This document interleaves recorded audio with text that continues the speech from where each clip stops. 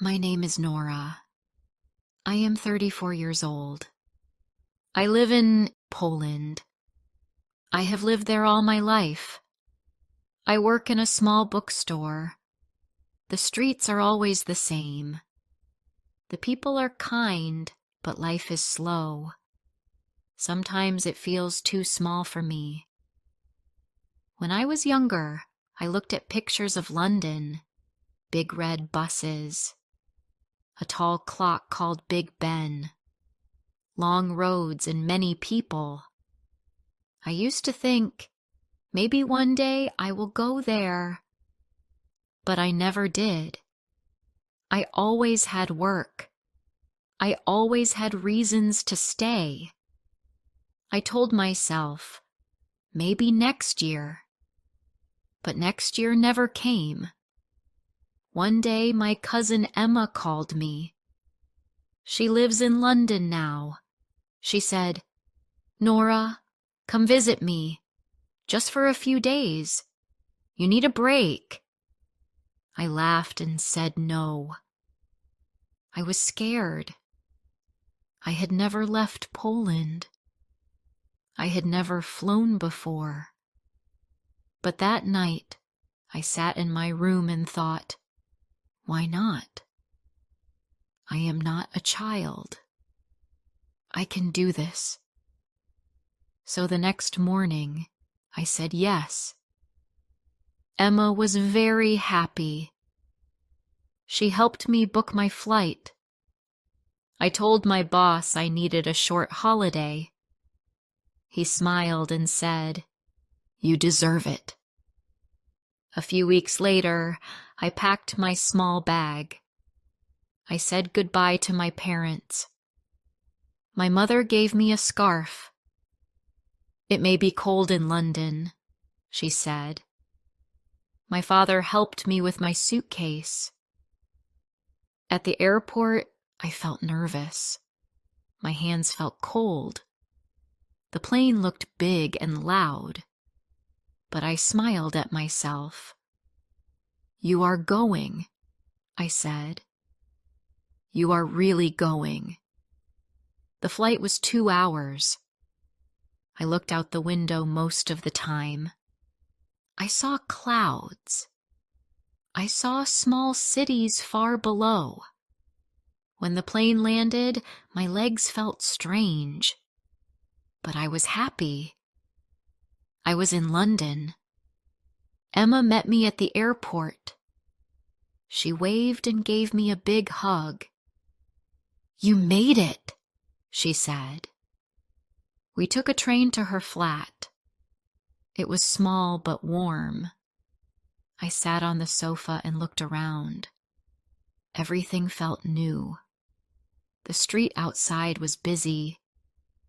Cars, buses, people walking fast. I was quiet, just listening to the sounds. That night, I could not sleep. My body felt tired, but my mind was full. I kept thinking about the next day. What would I see? What would I feel? The room was dark, but outside the city lights still glowed. It was not like home. At home, nights are quiet. Here, the city did not sleep. I was both scared and excited. The next morning, Emma said, "Let's start with something old. Let's go to the Tower of London." We took a train and then walked. When I saw the tower, I stopped. It was big. The walls looked heavy and gray. It stood near the river like a guard. "This place is very old," Emma said. "Kings and queens lived here. Some people were even kept inside." I looked at the stones. I thought about the people who had walked here long ago.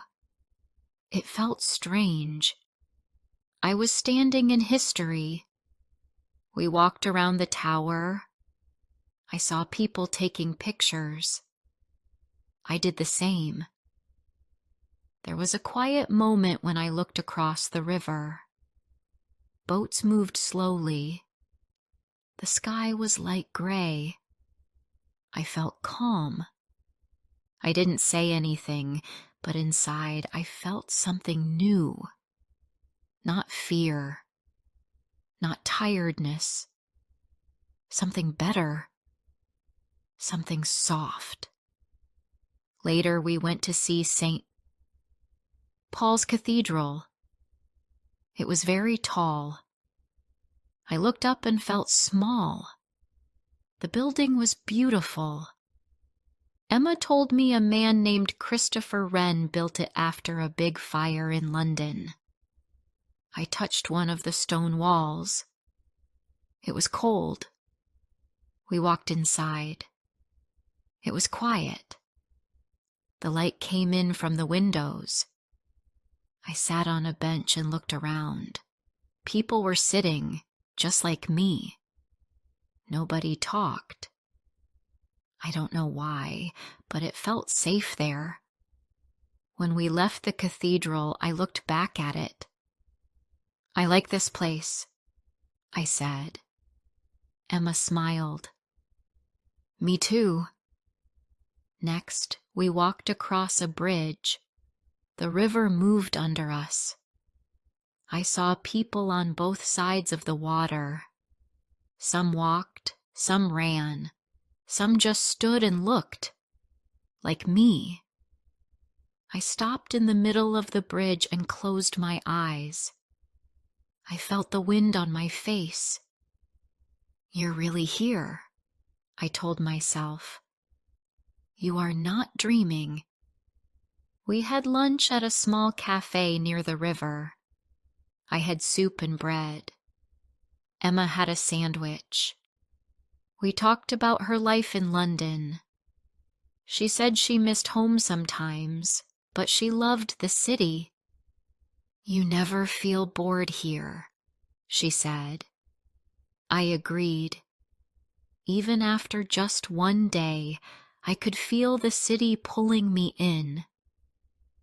That evening, we went to Oxford Street. It was full of shops and lights. So many people walked by. Some smiled. Some looked tired. Some talked on the phone. I watched them all. We walked into one store. I looked at the clothes. I didn't buy anything. I didn't need to. It was enough just to be there. We took a red bus back to Emma's flat. I sat near the window. I watched the streets go by. I saw lights in windows. I saw people holding hands. I saw a man walking his dog. And for the first time in a long time, I felt okay with being alone. Back at Emma's flat, I took a hot shower. Then I sat on the bed and looked at my photos. I saw myself standing near the tower. I saw my smile. It looked real. I was not pretending. I was happy. I lay down and closed my eyes. I thought about the day. I did something new. I flew on a plane. I walked in a big city. I saw old places. I tried new food. And I did it all on my own. I didn't need anyone to hold my hand.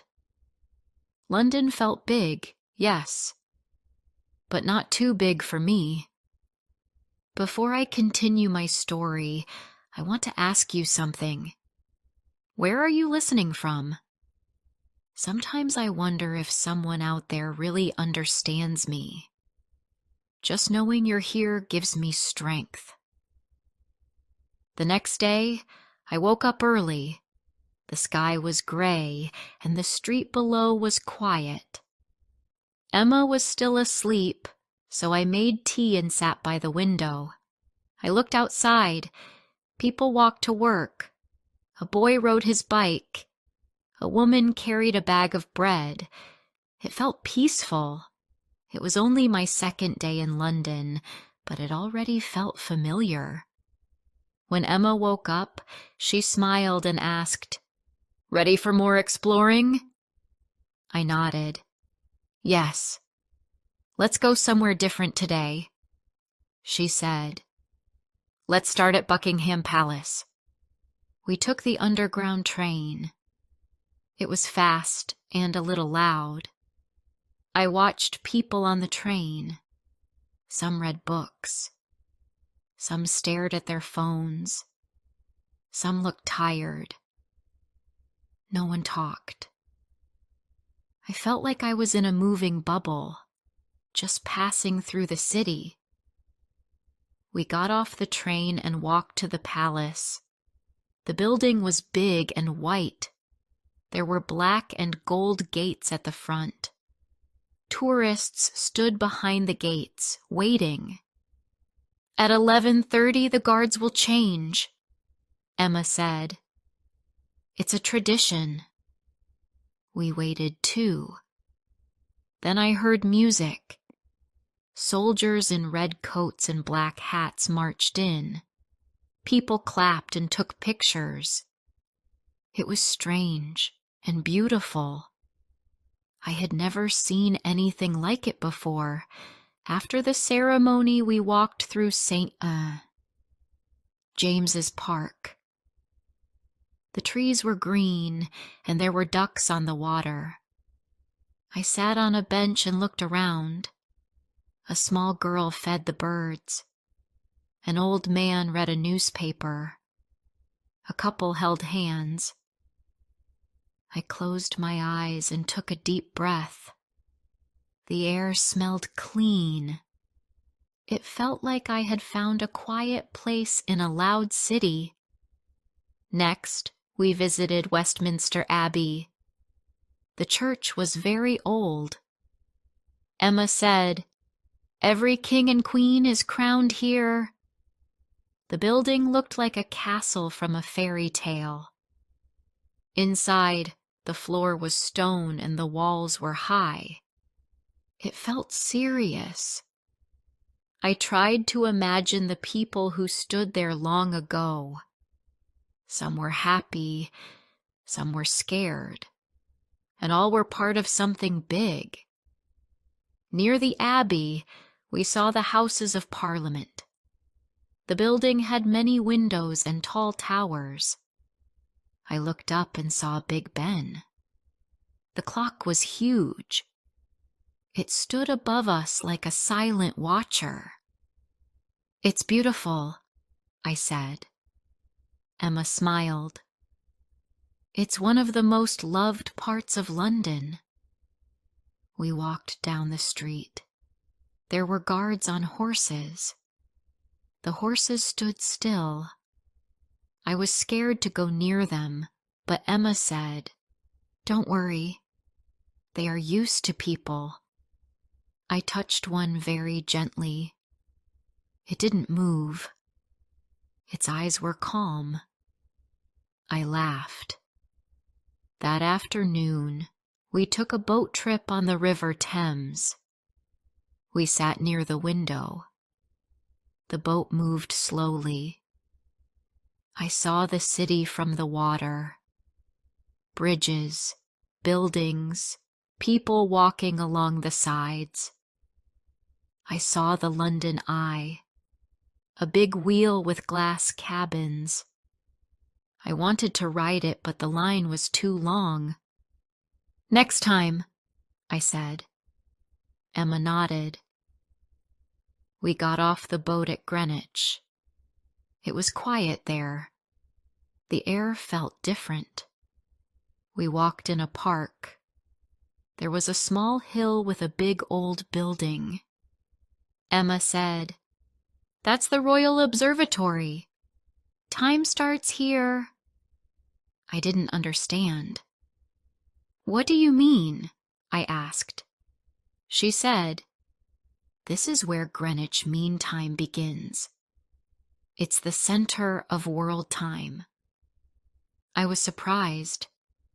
I stood and looked around. The world felt both big and small.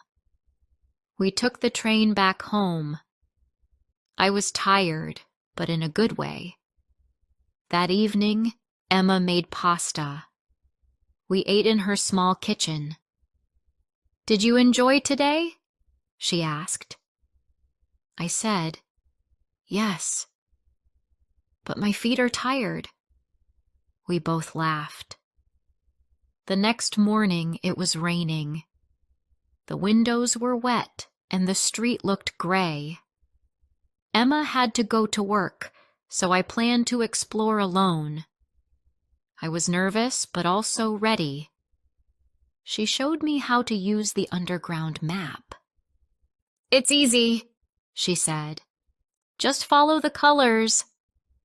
I took a deep breath and said, "Okay, I'll try." I took the train to Kensington. It was my first time alone in the city. I felt brave. I walked to the Natural History Museum. The building looked like a palace.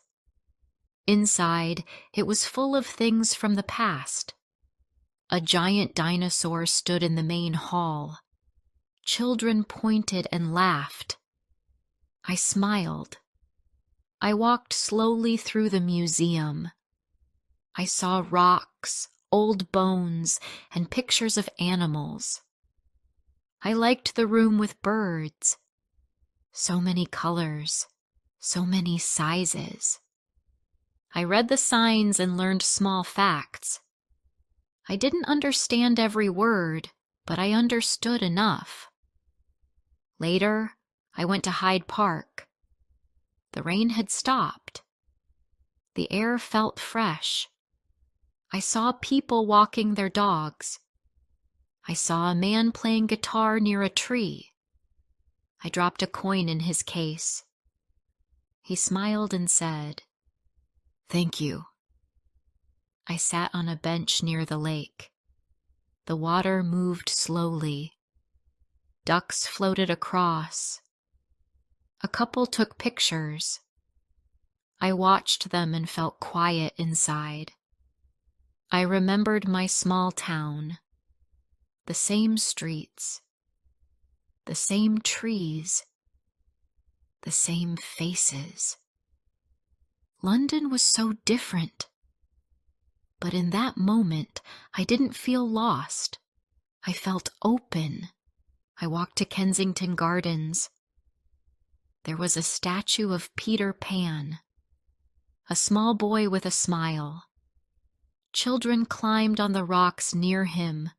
I took a photo and sent it to my friend back home. She replied, "Wow, you're really in London." I wrote back, "Yes, I really am." That evening, I returned to Emma's flat. She came home from work and asked, "How was your day?"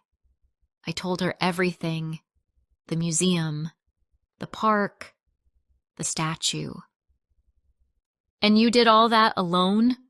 she asked. I smiled and said, "Yes, I did." We had dinner and watched a show on TV. I felt relaxed. London no longer felt too big. It felt like a place I could understand. Before I went to sleep, I sat by the window again. The lights of the city blinked outside. Cars passed. People walked. A siren sounded far away. I looked up at the sky. No stars. Only clouds. But I didn't mind. I felt full in a quiet way. London was still loud, still busy, still fast. But now I knew how to walk through it. The next day was Saturday. Emma had no work, so we planned to spend the whole day together. "Let's go shopping," she said. "And after that, I'll show you some fun places." We started at Oxford Street.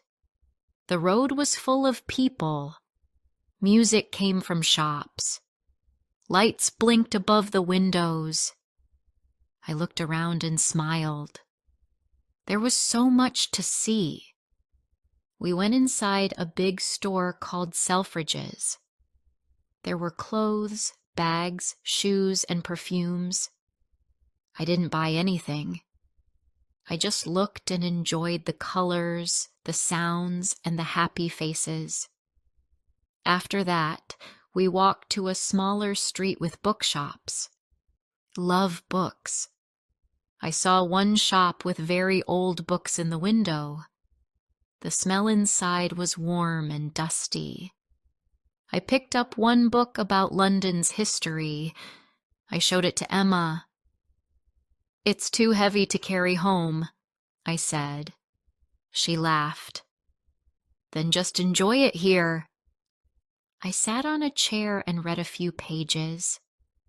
I didn't understand every word, but I liked the feeling. We had lunch in Covent Garden.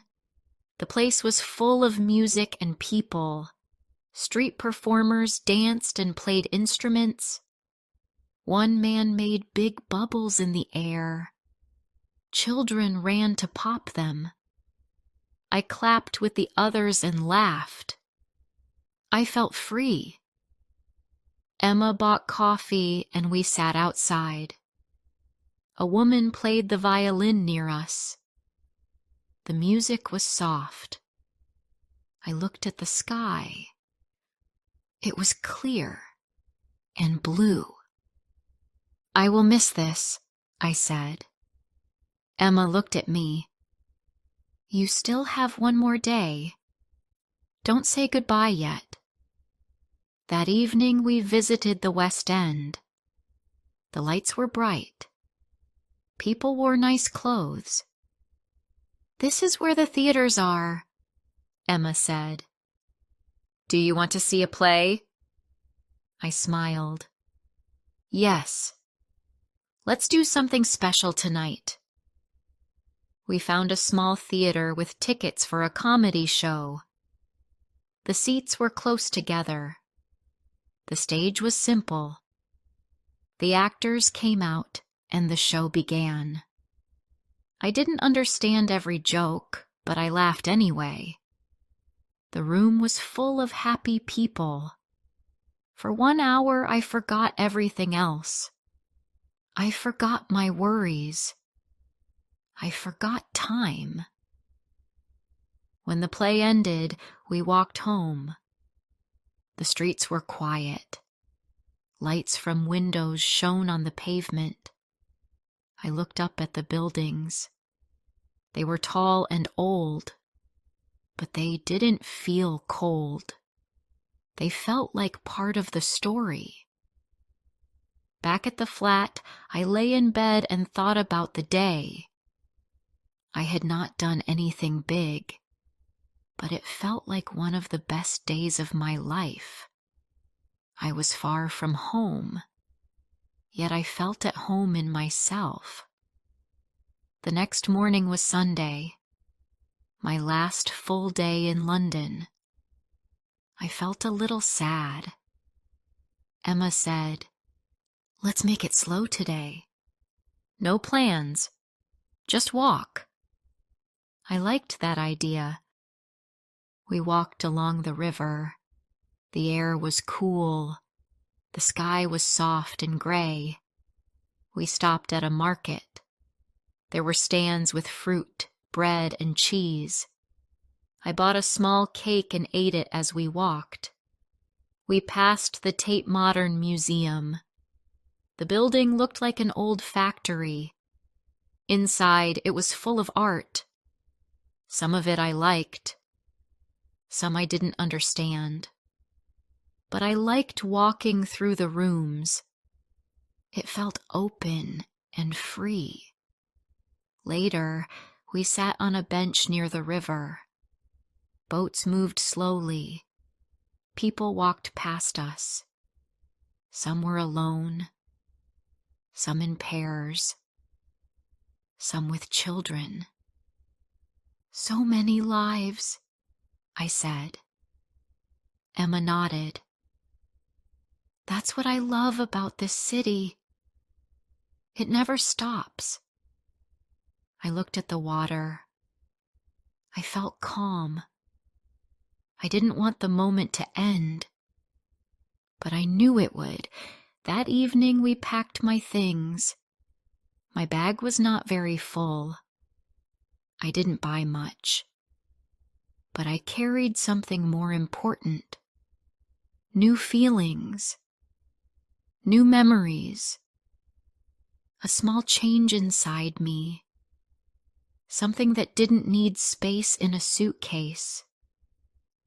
We made dinner and sat together at the table. Thank you for everything, I said. Emma smiled. You did this, Nora. You came. You walked. You saw. I just showed you the way. Before sleep, I stood at the window one last time. I watched the street. A man walked his dog. A woman carried shopping bags. A child laughed. I closed my eyes for a second, then opened them and looked again. Tomorrow, I would go back home. The same streets, the same bookstore, the same town. But I would not be the same. At the airport, I hugged Emma tight. Come visit me next time, I said, as she laughed. I might. The flight was quiet. I looked out of the window again. The city became small below me. Then it was gone. Back in my town, everything looked just like before, but I saw it with new eyes. I walked to the store. I bought bread. I passed the park. Nothing had changed, but I felt stronger. My parents asked me questions. My friends asked too. Was it nice? Was it busy? Did you feel lost? I smiled. Yes, but also found. Now when I walk to work, I think about London, the lights, the sounds, the people, and I remember how I walked there too, how I sat by the river, how I rode the red bus, how I stood in front of Big Ben. Sometimes I still feel small. Sometimes I still feel unsure. But now I know I can go somewhere new. I can walk alone. I can be part of something big. And I can return home stronger than before. I don't need to dream about London anymore. I was there. I saw it.